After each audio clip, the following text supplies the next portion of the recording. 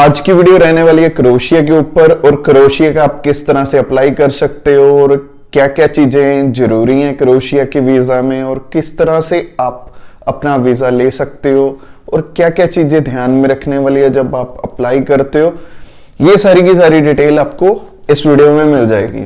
तो अगर आपने इस चैनल को अभी तक सब्सक्राइब नहीं किया तो इस चैनल को सब्सक्राइब कर लीजिए, बिल्कुल इसी तरह की लेटेस्ट वीडियोस देखने के लिए। और अगर हम बात करें क्रोएशिया की तो ये यूरोपियन यूनियन का पार्ट है और ये बहुत जल्दी, और जहां तक बात करें कि शेंगेन ग्रुप में अभी तक ये नहीं आई है और हमें जो न्यूज़ मिल रही है कि क्रोएशिया बहुत जल्दी शेंगेन ग्रुप ज्वाइन करने वाली है और शेंगेन ग्रुप को भी ज़रूरत है इस टाइम, क्योंकि इंग्लैंड और आयरलैंड के बाहर हो जाने के बाद शेंगेन ग्रुप में भी 26 कंट्रीज रह गई हैं जो कि 28 हुआ करती थी पहले। तो अब बात करते हैं हम इस टाइम अगर अप्लाई करें क्रोएशिया का तो उतना ज़्यादा मुश्किल नहीं है, बट उतना ज़्यादा आसान भी नहीं है वीज़ा लेना। और अगर हम अप्लाई करते हैं आज की डेट में as compare to Schengen countries easy है, और अगर आप अप्लाई करते हो तो आपका वीज़ा मिल जाता है, तो आपका मतलब आने वाला टाइम में आपको बहुत बेनिफिट होने वाला है इस वीज़ा का, और आपकी एक अच्छी ट्रैवल हिस्ट्री बनाने में ये पूरी आपकी हेल्प करेगा। और यहाँ का स्टिकर वीज़ा है और ये 10 से 15 दिन में आपको लग के मिल जाता है। और इसके अलावा अगर हम एक्सपेंस की बात करें तो एक्सपेंस शेंगेन जो कंट्रीज हैं उनसे थोड़ा कम है। इसके बाद हम बात कर लेते हैं कि हमें डॉक्यूमेंट्स कौन कौन से चाहिए हैं।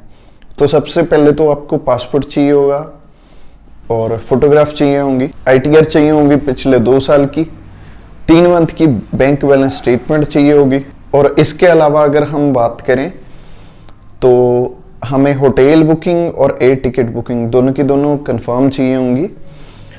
डमी इस कंट्री में नहीं चलती और हमें डमी अप्लाई भी नहीं करनी, क्योंकि अगर आप करोगे भी तो वो मतलब आपको ओरिजिनल करवाने के लिए ही बोलेंगे। और इवन इस कंट्री में आइटनरी भी साथ में जाती है, और आइटनरी में हमें बहुत ध्यान से बनानी पड़ती है कि हम कहाँ कहाँ जाने वाले हैं, क्या क्या चीज़ें करने वाले हैं और किस तरह से अप्लाई करेंगे तो हमारा वीज़ा आ जाएगा। ये सारी की सारी चीज़ें मेंशन करने वाली होती हैं। और अगर हम बैंक बैलेंस की बात करें तो बैंक बैलेंस हमें अप्रोप्रिएट चाहिए होगा। हमें कम से कम 3 से 4 लाख रुपए, 2.5 लाख रुपए मिनिमम हमारे पास होने ही चाहिए। और अगर आपके पास बैंक बैलेंस अच्छा है तो यहाँ का वीज़ा लेना बहुत ज़्यादा आसान है। इसके अलावा covering letter, visa application form और आपका ऑक्यूपेशन से रिलेटेड जो भी आपका डॉक्यूमेंट रहेंगे वो आप साथ में अटैच कर सकते हैं। और फैमिली टाइज भी अच्छी दिखानी पड़ेंगी। अगर आप मैरिड हो तो आपका मैरिज सर्टिफिकेट लगेगा, अगर आपके बच्चे हैं तो आपके बच्चों का बर्थ सर्टिफिकेट लगेगा। और ये सारी चीज़ों को अगर हम ध्यान में रखते हुए अप्लाई करेंगे तो हमारा वीज़ा आने के भी ब्राइट चांसेस हैं।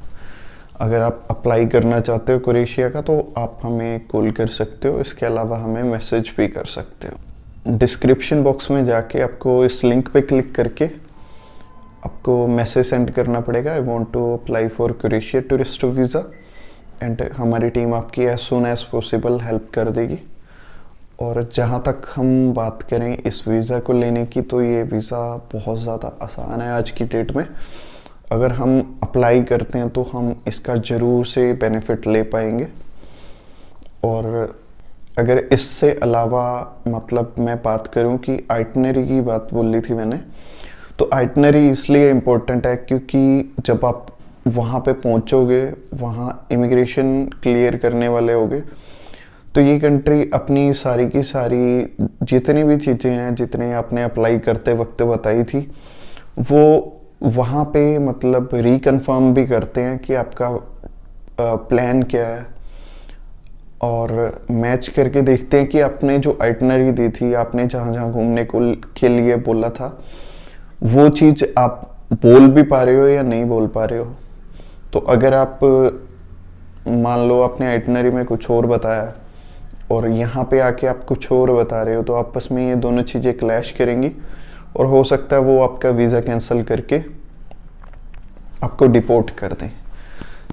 Thanks a lot for watching this video till the end, और चैनल को ज़रूर से सब्सक्राइब कर लीजिए। Thanks a lot.